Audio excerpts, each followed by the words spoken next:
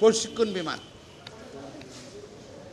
রাষ্ট্র কেন নিরাপত্তা দেবে না জনগণকে? বাংলাদেশে আর ভারতের আমি উদাহরণ দেখাচ্ছি। ভারতে প্রশিক্ষণ বিমানের জন্য হেডিং দিয়ে আছে, প্রশিক্ষণ বিমান উড্ডয়ন জনসমাবেশপূর্ণ এলাকা নিরাপত্তা সংক্রান্ত নিয়মাবলী অত্যন্ত গুরুত্বপূর্ণ।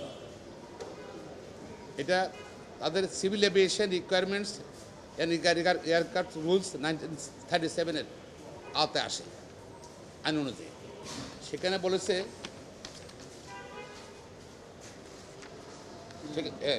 তাদের 3 নম্বর, এই আইনে তার 3 নম্বর বলছে প্রশিক্ষণ বিমান চালকের যোগ্যতা বলছে প্রশিক্ষণ করতে হবে, চালকের মেডিকেল ফিটনেস লাইসেন্সের নিশ্চয়তা থাকতে হবে। পাশাপাশি জনগণের নিরাপত্তার জন্য ভারতের রুলস আছে, যেটা জনসমাগমপূর্ণ এলাকায় নিরাপত্তা সংক্রান্ত নির্দেশিকা।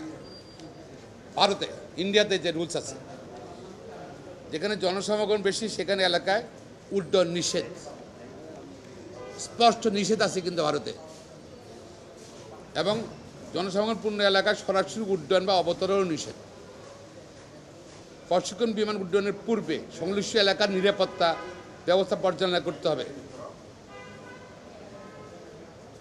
এবং উড্ডয়নের পূর্বে বিস্তারিত নিরাপত্তা পরিকল্পনা তৈরি করতে হবে। পরিকল্পনায় উড্ডয়ন অবতরণের সময় নিরাপত্তা ব্যবস্থা, জনসমাগম নিয়ন্ত্রণ, জরুরি পরিস্থিতির জন্য প্রস্তুতি অন্তর্ভুক্ত থাকতে হবে। এটি হলো ভারতের রিকোয়ারমেন্ট, তার ল অনুযায়ী। আর আমাদের দেশে বাংলাদেশে প্রশিক্ষণ বিমানের উপরে রুলস চার্জ দেখেন আপনারা।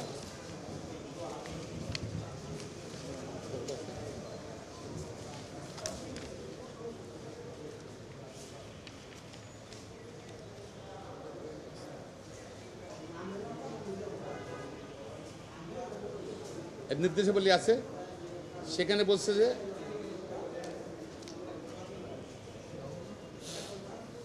জনগণের নিরাপত্তা নিয়ে কোনো কথা নেই। জনগণের নিরাপত্তা নিয়ে কোনো কথা নেই। জনসমাগমপূর্ণ এলাকার মধ্যে প্রশিক্ষণ বিমান চলতে পারবে কি পারবে না সেই সম্বন্ধে কিন্তু আমাদের কোনো নিয়ম নাই।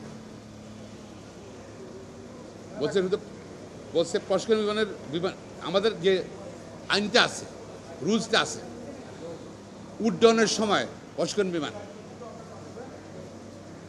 বিমানের উড্ডয়নের সাধারণত নির্দিষ্ট সময়ের মধ্যে করা হয়, যাতে এটি অন্যান্য বিমান চলাচলের সময়ের সাথে সমস্যা না পড়ে।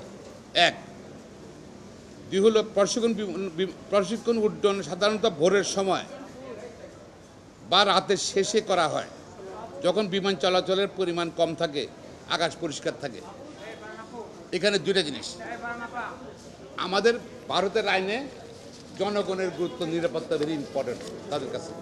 আর আমাদের আইনে কিন্তু জনগণের নিরাপত্তা নিয়ে কোনো কথা নেই।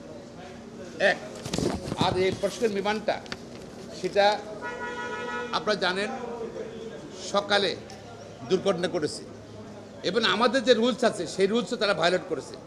বলছে যে ভোরে নতুবা শেষ সাথে দিয়ে করতে হবে, সেটা করেনি।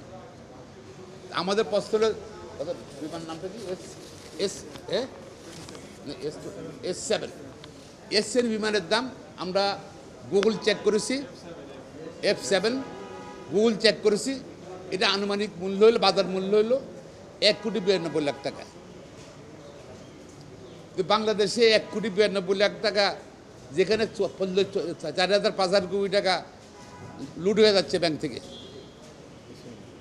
ট্যাক্স ফাঁকি দিচ্ছে, ভ্যাট ফাঁকি দিচ্ছে। কুকুর প্রশিক্ষণের জন্য 1,000 কোটি টাকা, প্রশিক্ষণ কুকুর কেনার জন্য 1,000 কোটি টাকা ব্যয় করতেছে পুলিশ, র্যাব। ছাত্র জনতাকে গুলি করার জন্য 97 লক্ষ গুলি করছে, 1,000 কোটি টাকা দাম। আর জনগণকে নিরাপত্তা দেওয়ার জন্য কোনো খরচ নেই, কোনো প্রস্তুতি নেই। পাইলট হয় কারা? ব্রিলিয়ান্ট ছেলেবেলেরা, তাদের নিরাপত্তাও নাই, চিন্তা করে নাই, এবং জনগণ নিরাপত্তা চিন্তা করে নাই।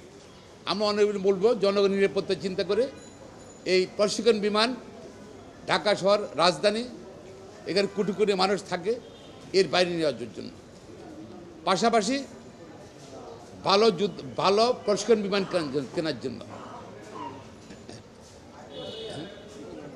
এবং এই ব্যাপারে স্পষ্ট নীতিমালা থাকা উচিত। শুধু ভারত নয়, ভারত আছে, মালয়েশিয়া আছে, আমাদের আশেপাশে থাইল্যান্ড আছে, সব জায়গায় নীতিমালা আছে এবং ইউরোপে তো আছেই, ইংল্যান্ড আমেরিকাতে আছে। জননিরাপত্তা ভেরি ইম্পর্ট্যান্ট। আমাদের কিন্তু নীতিমালায় জননিরাপত্তার কোনো স্থান নাই, গুরুত্ব নাই। তো সেই ব্যাপারে আমরা আশা করছি এটা তারা ব্যবস্থা গ্রহণ করে ভবিষ্যতে পাশাপাশি প্রশিক্ষণ বিমান কিনবে এবং আমাদের ভালো পাইলট করার জন্য, ভালো সৃষ্টি করার জন্য। ধন্যবাদ সঙ্গে।